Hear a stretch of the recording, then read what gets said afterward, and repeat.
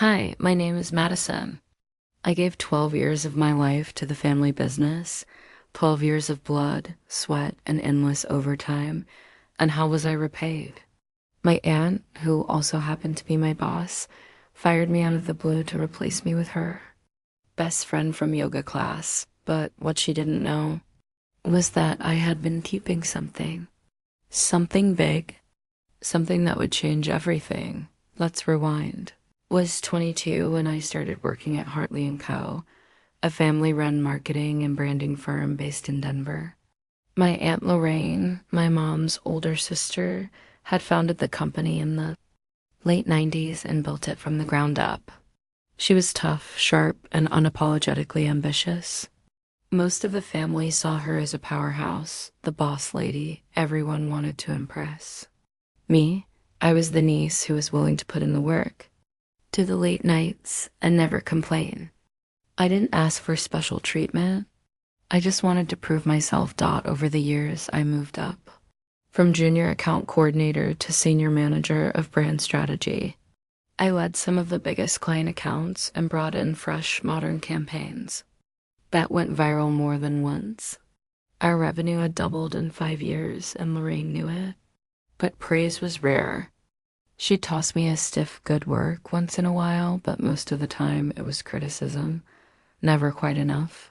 Never quite her way. Then came Tara. Tara was one of those overly energetic, always networking, smile too wide types who could charm a cactus. She and Lorraine had met in a spin class and hit it off instantly. Suddenly Tara was everywhere. Lunches with Lorraine, invited to team retreats, sitting in on creative meetings even though no one knew what her actual role was. Had a bad feeling about her from the start, and I was right that one Tuesday morning. After I had just wrapped a pitch that landed us a huge skincare brand worth nearly $2 million in yearly contracts, Lorraine called me into her office. She didn't smile. She didn't congratulate me. She didn't even offer coffee. She just said, "We're going in a different direction." I blinked. What? She folded her arms and sighed like I was exhausting her. "You've been here a long time, Madison, maybe too long. The company needs fresh energy. Tara is stepping into your role effective immediately." My heart dropped. I laughed, actually. I thought it was a joke. "You're replacing me with Tara?" I asked Dot. She didn't flinch. "She has a very creative mind and a new vision. You've become complacent." I was stunned, furious, betrayed, but I didn't beg. I didn't cry, I smiled, because Lorraine didn't know something. She didn't know that for the last year, I had been quietly documenting everything that happened in the company's back end. The data, the decisions, the client communications, and the shady financial discrepancies that she had tried to cover up. Lorraine always thought of herself as untouchable. Maybe it was the fact that she was family. Maybe it was the years of success that had gone to her head. But when you work with someone that closely for over a decade, you see everything. Every mistake, every little side deal, every oops that gets brushed under the rug. And I had receipts. See, I wasn't just the head of brand strategy. I also handled our client portals, maintained our shared drives, and had admin access to the company's internal task systems. Over the years, I noticed inconsistencies, numbers that didn't add up, projects billed for more hours than were actually worked, clients charged for services they didn't receive, and I kept quiet. At first but about a year before Tara entered the picture, I started backing everything up, quietly, methodically, not because I wanted to hurt anyone, but because I had a gut feeling. A voice inside that whispered, "You'll need this someday." Turns out I did. After Lorraine fired me, I walked out of that office with my head held high, but inside I was shaking. Not from fear, from adrenaline. This wasn't over. Not even close. Next few weeks, I did what most people do when they get blindsided. I grieved. I binge-watched Netflix. I drank a little too much wine. I cried on the floor. I asked myself 100 times what I could have done differently, but then something snapped out. No, I wasn't going to be that girl. The one who gets chewed up and spit out after building someone else's dream. I pulled out my hard drive, all those years of files, emails, screenshots, Slack messages, billing reports, internal memos, audio recordings, every little piece of dirt Lorraine had buried, I had uncovered, but I wasn't just going to dump it all in a dramatic revenge email. That's messy and short-sighted.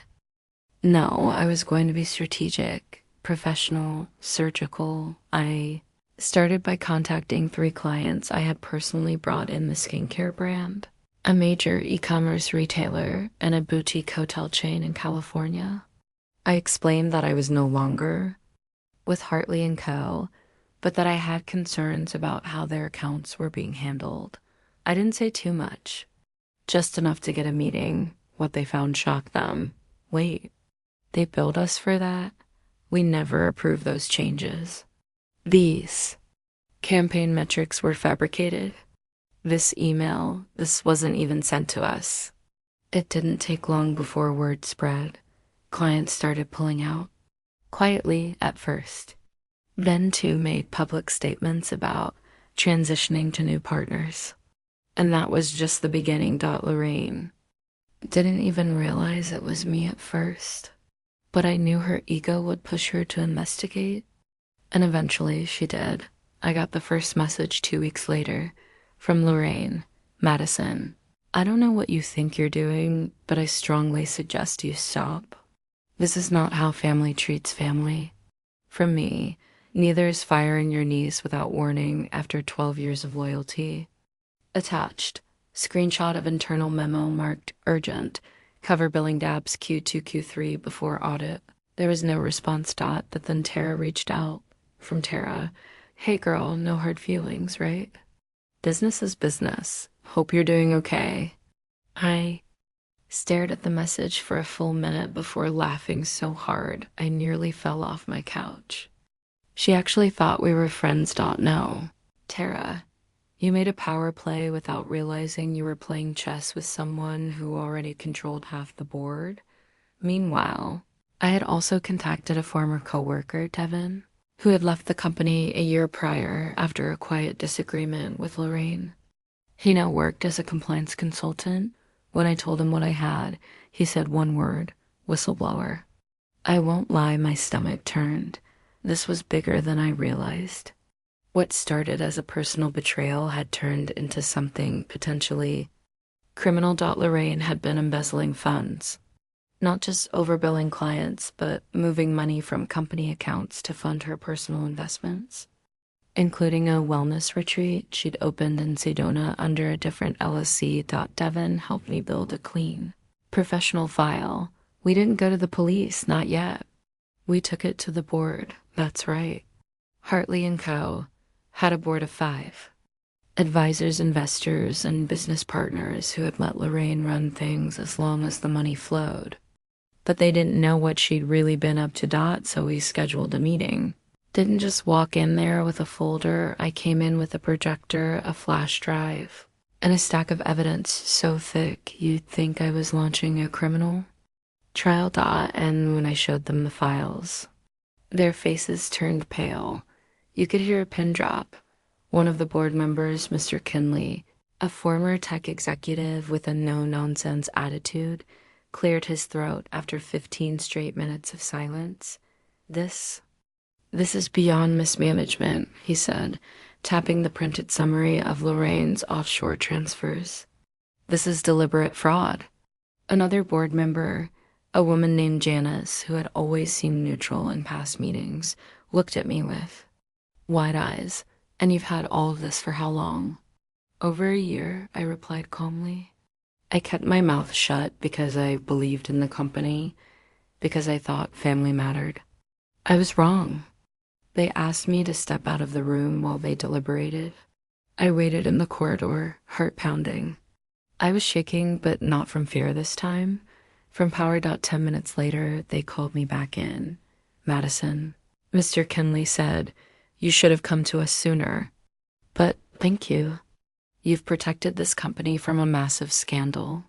We're going to initiate a full forensic audit immediately, Janice added. And we'll need you to stay involved for testimony, for documentation. Whatever. This becomes your central to it now. And Lorraine? I asked, unable to stop my voice from trembling slightly. She suspended effective immediately. Legal proceedings will follow. Boom, that was it. 12 years of being sidelined, overlooked, and finally discarded undone in a single afternoon of truth. But I wasn't done. Not yet. Tara. And all her clueless arrogance was still skipping around the office like she'd won the lottery. She had no idea Lorraine had already been escorted out of the building. So I waited. I waited until 3 p.m. when the memo went out company-wide. One sentence. Effective immediately, Lorraine Hartley is no longer affiliated with Hartley & Co. Within 30 seconds, my phone buzzed.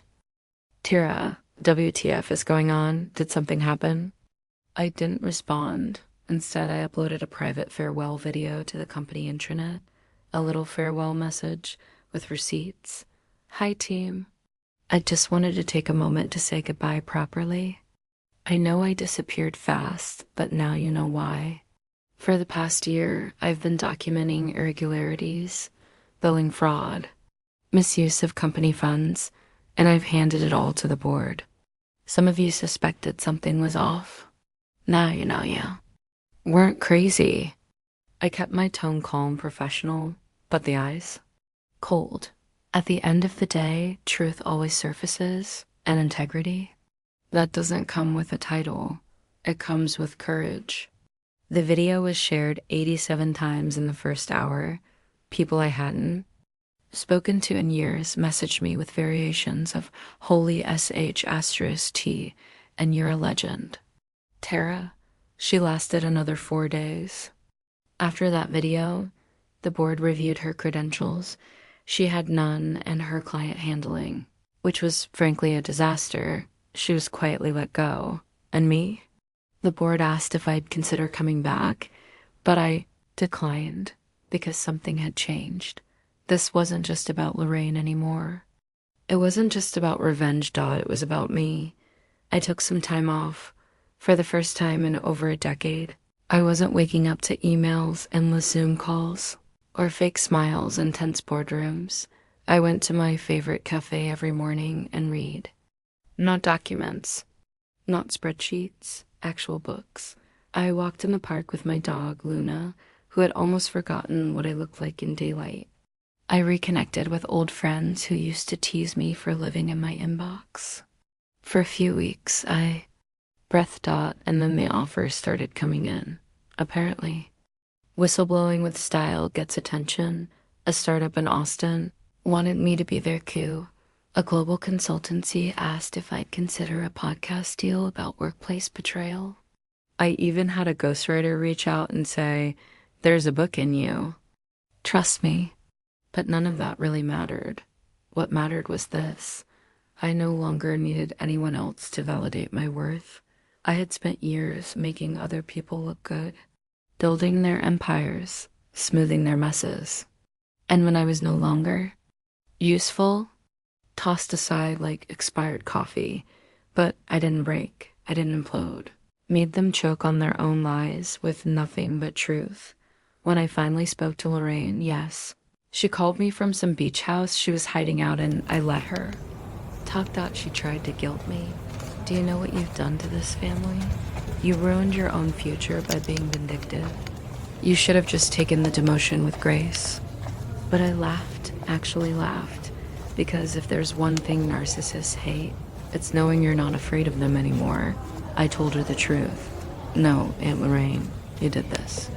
You fired me after 12 years for someone you knew was unqualified. You lied to the board, stole from the company, and tried to humiliate me publicly. I didn't ruin the family legacy. You did, and if I had to do it all again, I'd expose you even sooner. Click. I never answered her calls again. Tara, she vanished. No one really knows where she went. She deleted her social media and moved. Out of state, apparently. Word is she's trying to become a lifestyle influencer. Good luck with that. As for Hartley and Co., they restructured. They apologized publicly. They hired a new leadership team, diverse, experienced, ethical. People who actually cared. Some of the old staff reached out and said the atmosphere felt lighter now. Like the toxicity had finally cleared. But I wasn't going back. I had my own idea. With the severance payout, a few investments, and a massive boost in visibility after my story made headlines on LinkedIn and Medium, I started my own boutique consulting firm, Reclaim, our motto. Power doesn't have to be ruthless. It just has to be real. We help women navigate toxic workplaces. We train companies on ethical leadership. And we remind people that loyalty shouldn't mean silence in the face of corruption. And yeah, sometimes when I get a new client because someone heard what happened at Hartley, I smile a little wider because what I saved in those files, it wasn't just evidence. It was freedom. It was proof that I was never the problem. It was the story that turned my downfall into my greatest comeback. Hi, I'm Madison. I was fired by my own aunt after 12 years of loyalty, but I didn't disappear. I documented everything. And when the truth came out, it didn't just destroy her career. It launched mine. Because sometimes the best revenge is rebuilding your life so well, they can't even look you in the eye.